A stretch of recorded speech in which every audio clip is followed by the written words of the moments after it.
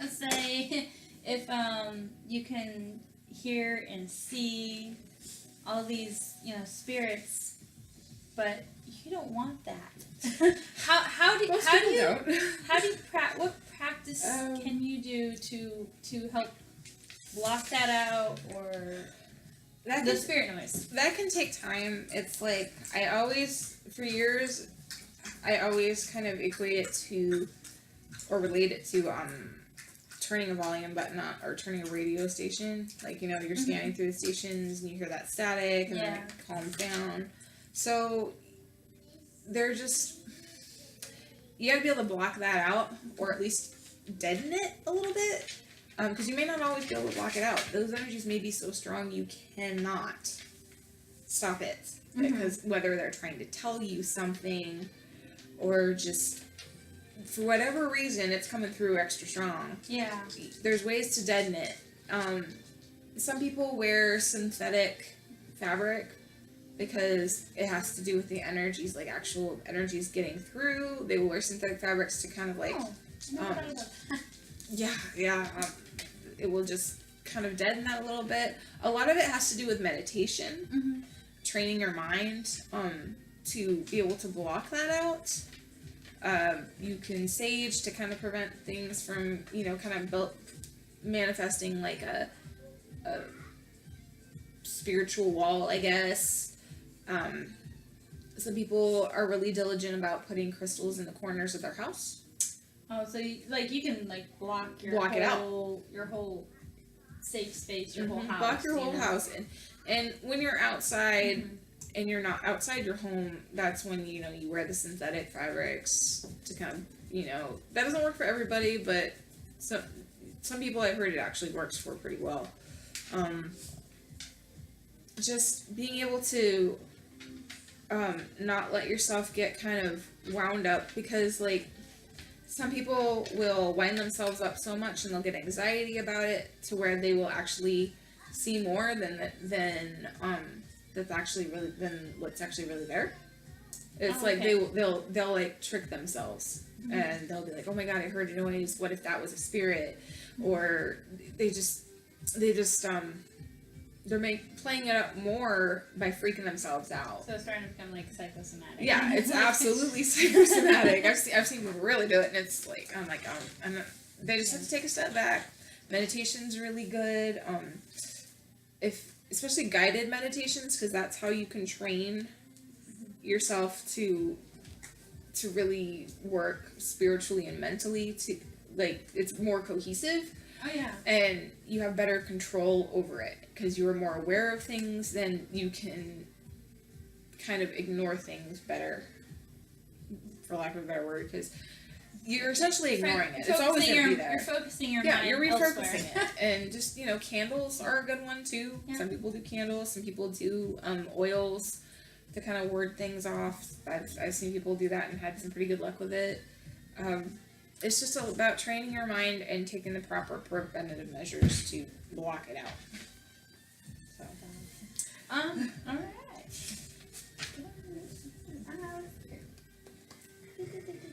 And you answered that. Wait, no, hold on. Psychic vampires. Is that different? Psychic vampires. From Psychic vampires are people who are feed off other people's energies. Mm-hmm. Whether it's their own, like a live person. A live person. This is a live person. Psychic. Yeah. A psychic vampire is a live person that will. You know how sometimes you'll talk to somebody and after you talk to them, like, wow, that was so draining. Yeah. There's people who are intentional psychic vampires and unintentional psychic vampires. The unintentional ones are just people who are kind of going through a lot in their life and they need more energy. They need to be happier in their life for whatever reason. They need that comfort. They need something.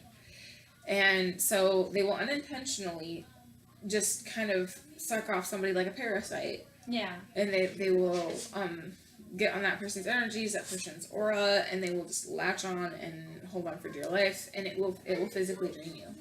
And it can make you sick. Sorry, those are my doggies. Hey, it's okay. Okay.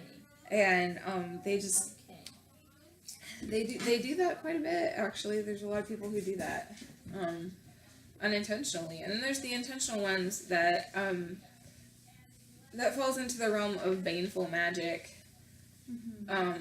where they are malicious. They get some sort of a high from latching onto other people and sucking their energies off of them, not in a physical way, but in a metaphysical way, and they know they're doing it. Ooh. They 100% know they're doing it, which is even worse than the unintentional ones, because if you don't know who's doing it and they are intentional, they can be much harder to get rid of or ward off than the person who's unintentional. So, yeah. Good information.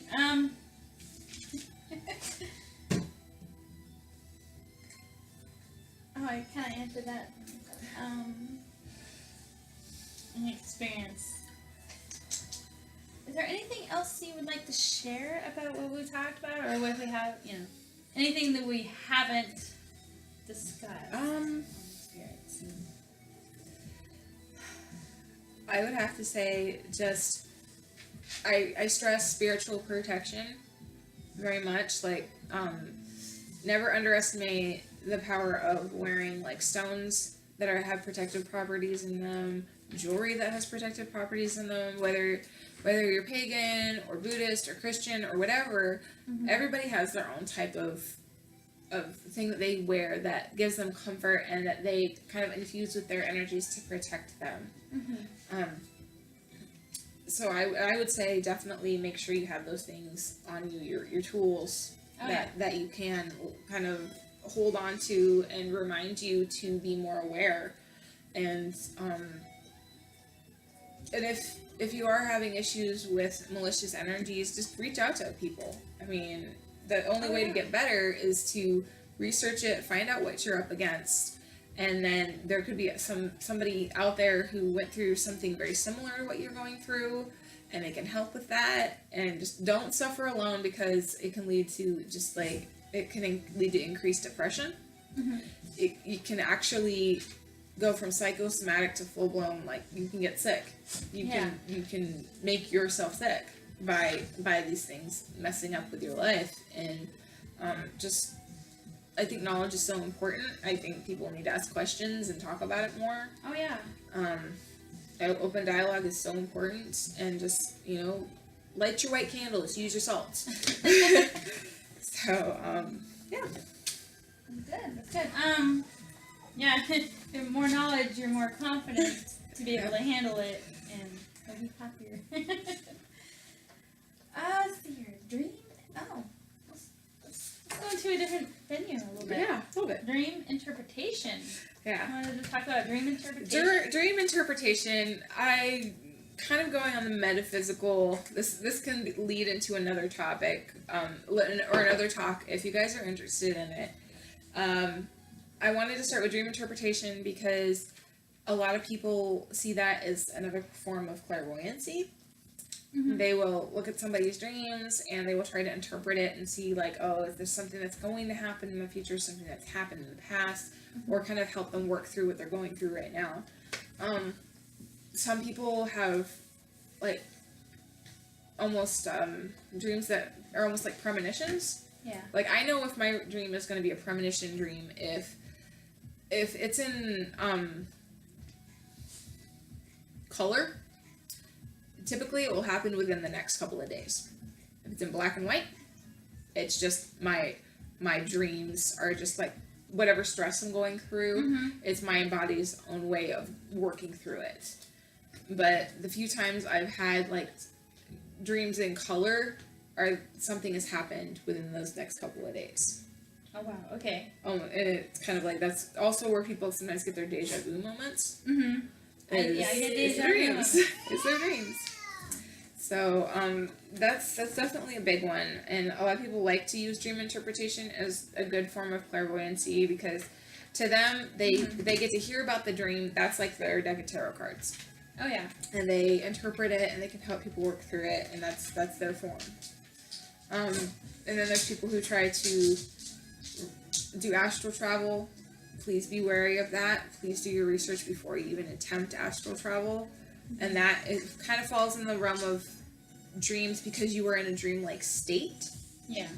And kind of like when people go on vision quests, like when the Americans go on vision quests and things like that, you're going into another realm. Yeah. Your spirit body is coming out of your body, going into another realm, and you have to be guarded, and things can come back with you, or it can cause a lot of problems if you don't have experience or know what you're getting into. And so that kind of falls along the lines with dream interpretation is astral travel, which is for another day because it's a very large topic. And I'm sure there's going to be questions on that one. But I wanted to add dream interpretation because it is a form of clairvoyancy. Okay. Cool. So I think we're done on that. That's all my questions. That's all my questions. When we talk about we'll talk about that later. Okay, so well, thank you, Dublynne. Thank you. Please subscribe to my sister's channel. Don't forget and hit the notification bell if you like content like this. And there'll be more to come. Bye. Bye.